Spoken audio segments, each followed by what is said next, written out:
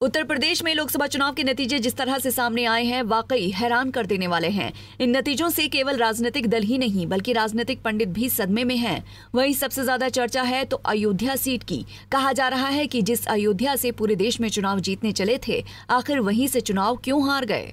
आपको बता दें कि फैजाबाद लोकसभा सीट यानी कि अयोध्या से बीजेपी उम्मीदवार लल्लू सिंह 50,000 वोटों से हार गए। हर किसी के मन में ये सवाल है कि जहां बीजेपी ने राम मंदिर बनवाया और धूमधाम से इसका उद्घाटन किया, वो सीट बीजेपी कैसे हार सकती है। लेकिन नतीजे अब सामने हैं तो मानने में कोई गुरेज भी नहीं है। अब ऐसे में बीजेपी के अंदर ये एक बड़ी बहस बनती दिख रही है कि आखिर राम की नगरी में पार्टी को हार मिली कैसे, खासकर तब जब चुनाव से पहले राम मंदिर के उद्घाटन को लेकर बीजेपी ने देश भर में अभियान भी चलाया था। आपको बता दें कि बीजेपी को फैजाबाद लोकसभा सीट के तहत आने वाले 5 विधानसभा क्षेत्रों में से 4 पर हार का सामना करना पड़ा है। अयोध्या भी इसी में से एक है। अयोध्या में भाजपा के हारने की वजह समाजवादी पार्टी की रणनीति को भी माना जा रहा है।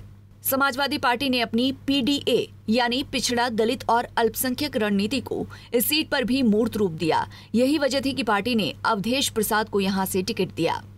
अवधेश प्रसाद अनुसूचित जाति के पासी समुदाय से आते हैं। अवधेश प्रसाद ने बीजेपी के लल्लू सिंह को 55,000 वोटों से हराया।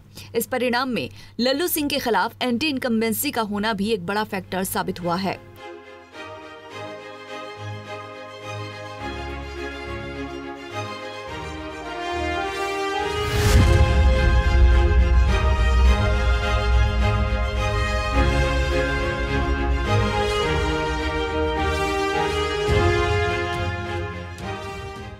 इसके साथ ही अयोध्या से भाजपा प्रत्याशी लल्लू सिंह के संविधान बदलने वाले बयान को सपा कांग्रेस ने इस कदर उछाला कि भाजपा को संभालना मुश्किल हो गया और ओबीसी के एक खेमे को अपने पक्ष में लाने में सफल हो गए, जिससे भाजपा को भारी नुकसान उठाना पड़ा। Bureau report, Punjab Kesari TV.